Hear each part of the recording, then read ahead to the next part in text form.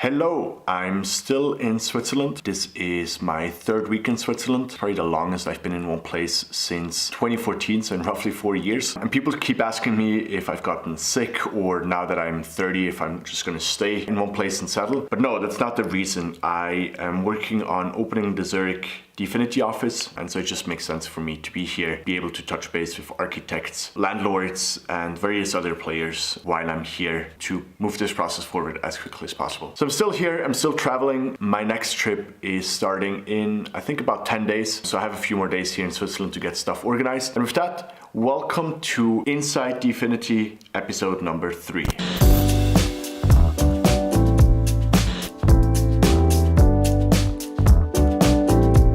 So in this episode, I'm gonna cover something that's not specifically DFINITY. Even though the vlog is titled INSIDE DFINITY, I'm still gonna react and work with other concepts and thought experiments and people that I meet along the way. And I wanna share some of their ideas as well, some of the interesting stuff that I come across. But of course, the majority of this vlog is gonna be about DFINITY, the behind the scenes, the Q&As, answering questions, tutorials, and so on and so forth as we're getting closer to our launch. But in this episode, I wanna share my conversation with Ali Khan. Ali is someone who I've originally connected with about 4 years ago. He is a Pakistani citizen. He stayed in Pakistan for the first 25 years of his life, became an architect, was extremely hardworking, and at 25 suddenly said there must be something else out there. And so he moved to Dubai and became very successful there as an architect, built his own business. A few years ago moved here to Switzerland with his wife and has since been living in Switzerland. What I enjoyed was to see how he went from being someone who cared a lot about money and prestige and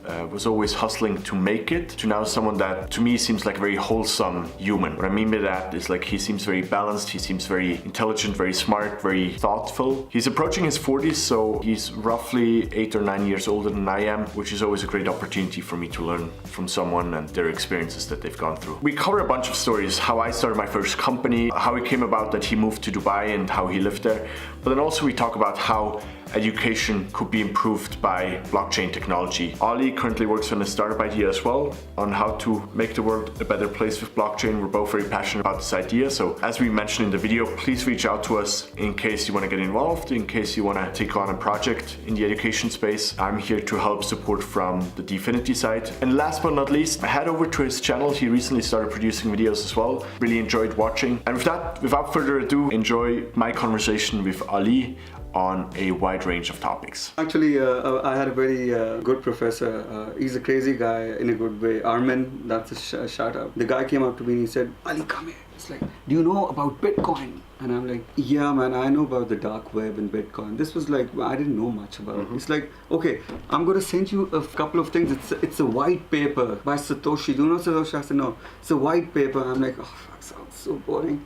It's like, so you have these 2 days, go and have a look. And then he just got that thing into my head. And I came back and suddenly I was like, I just don't understand anything anymore. It was that Matrix moment, you know? When I watched Matrix for the first time, I was like, mind blown, like, wow. You know, so still not very clear what a blockchain is, to be honest. It's getting clearer, but it's still up in the air. It's like I've heard some very good definitions and I've heard some very weird definitions.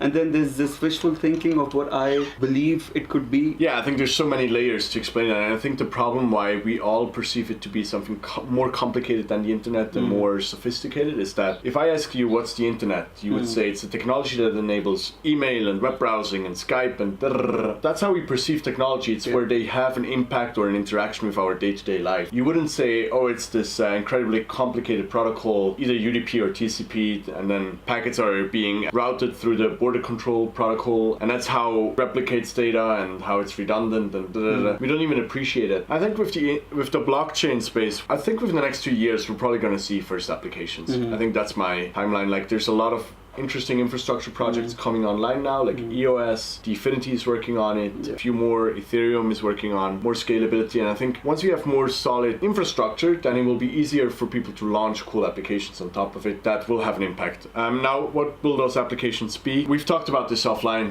for quite a bit already, and I did a couple episodes on the vlog project. I'm very passionate about what it can do for governance, what it can do for identity, what it can do for education, because I think all three are somewhat connected. Those are like the fields that to me just seem like it needs to happen there. Like there's no way there's not going to be, blockchain is not going to have a huge impact. Now whether that's going to be in the next 2 years or the next 10 years, that's always hard to judge.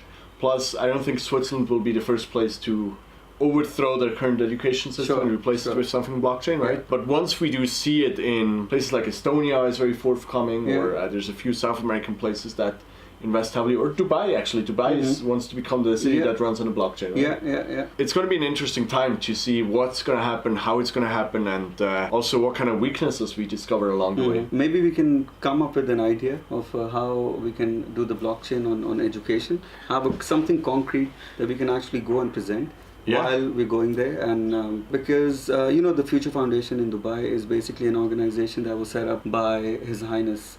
And the whole idea was that it was the first 3D printed building in the world, probably. So they 3D printed the whole thing. So Dubai is very, very, very progressive in that respect. The ruler, right from there, the leadership is very progressive. Because they realize like there is no sustainable business model. You have to sort of innovate, and you have to be at the cutting edge and get the best people in. Maybe we can also make a call here, like if someone wants to, so we have this idea of like identity connected to education. I believe that education can be the big equalizer of the 21st century. If we manage to give everyone in the world the same equal opportunities to educate themselves from an early age on, and then we create a more equal world. And I think that's something we all want, right? It means less war, less misunderstandings. And if someone is also passionate about that, then just reach out to us. I think this could potentially, once the DFINITY or any other platform is there, I think it's all a matter of like coming up with the concept, how does this actually work, and then convincing someone to give it a test run. Sure. I think you need to have a laboratory condition for this right now, because education itself, it's like it's one of those protected things. I was reading about your profile, and you said that you were 14 when you started your first company. So what was that about, sir? I did not want to start a company, and I did not think I would start a company. It was 2002, and I had broken up with my first ever girlfriend. I was devastated. Tough love. Fabian was a graphic designer. We knew each other through the Boy Scouts. Ever since I was 7, I was going to the Boy Scouts, and I was in his group. He was my group leader. He's 4 years older, so he was 18 at the time. And he was like, hey, we should build a website for our Boy Scouts group. Can you help me? I can do the designs, but I need someone who does the coding. I had spent so much time in front of the computer, he just assumed that I would probably know how to do that. And we got together on a weekend and did it, and like published it, and everyone liked it, even though, I mean, it was a very basic website back then, but like it was cool to have a website back then. Then we did the same thing for like friends and family and like friends of friends. And after about a year, I think we came up with the name Media Sign, and we printed business cards, even though there's no business yet, right? That's what you do. Like we did websites for, I think they were like $500 or whatever, and like spent our weekends and evenings on it. I was going to high school. He was still doing a full-time job as first as a graphic designer, and then later as a radio host. And it took 2 or 3 years until we decided to actually turn it into a business. We had gotten quite a few clients. He wanted to leave his job at the radio station. I had done a year at the Air Force and was about to go study at ETH, and we were like, why don't we make this real? And also we realized I've learned photography a lot from like a physics teacher I had at High School. That's interesting. And we realized that images were such a big part, because 2002 was around the time when ADSL became widespread. So suddenly, instead of just plain and simple HTML, you can have like these background pictures, and also when you do brochures, like you realize like it's all about the images. So we decided we wanted to have a photo studio set up constantly somewhere, and having our own offices was obviously give us that opportunity. Plus, back then he was working with someone who was a contestant in the Miss Switzerland contest that year, and we had supported her and a few of her friends with photo shoots and websites and stuff. 3 of them got prizes. First prize, second prize, and some special prize. So of course, being like an 18 and a 20-year-old guy, we were like, oh, this gives us an opportunity to meet beautiful girls.